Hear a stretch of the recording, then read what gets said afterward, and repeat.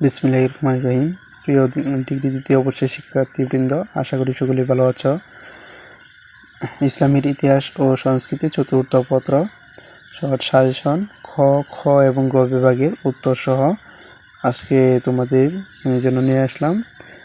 আজকের এই ভিডিওটি অত্যন্ত গুরুত্বপূর্ণ, তাই সবাই প্রথম থেকে শেষ পর্যন্ত আশা করি ভালোভাবে ধৈর্য সহকারে সবটুকু শেষ করবা। আর যাদের সম্পূর্ণ পিডিএফ লাগবে তারা আমাদের এখানে দেওয়া হোয়াটসঅ্যাপ নাম্বারে সরাসরি নক করতে পারো। ধন্যবাদ।